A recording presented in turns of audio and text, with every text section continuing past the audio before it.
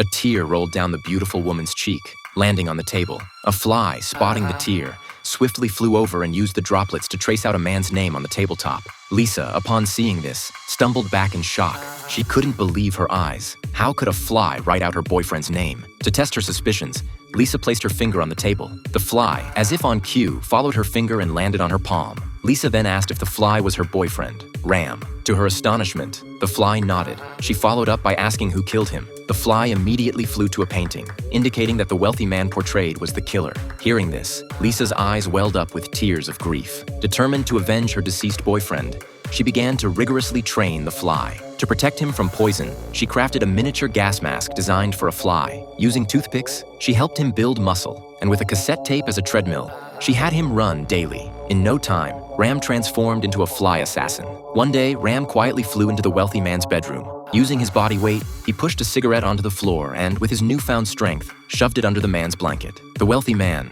who was on his phone, smelled something burning. Upon lifting the blanket, he narrowly escaped being burned alive. To eliminate the fly, the wealthy man scattered copious amounts of insecticide on the table. However, much to his surprise, Ram not only avoided the trap, but also tossed the poisonous pellets into the man's drink. By the time the wealthy man noticed, he had already consumed a significant portion of the tainted drink. Fortunately, he managed to vomit it out, escaping unharmed. From that point on, the wealthy man had his subordinates taste his food before he would ravenously devour it, ensuring its safety. But Ram was far from finished. He had Lisa equip him with titanium steel claws, which he used to expose the copper wires in the wealthy man's lamp, nearly electrocuting him. Ram continued to harass the wealthy man and stumbled upon a small cannon. After studying it, he immediately returned to Lisa, who made gunpowder for him. They put the gunpowder in a steel tube and discovered it could easily pierce through a soda can. Lisa then placed the gunpowder in a basket, and Ram frantically transported it to the wealthy man's cannon. Fed up with the harassment, the wealthy man installed various security measures in his home, including burglar-proof windows, doors, and surveillance cameras. Everyone entering had to pass through a security check. Ram attempted to sneak in on someone's hair, but was immediately detected by the infrared scanner. Determined to continue his revenge, Ram had no choice but to work with Lisa. She unscrewed the window, allowing Ram to slip through the hole. Once inside,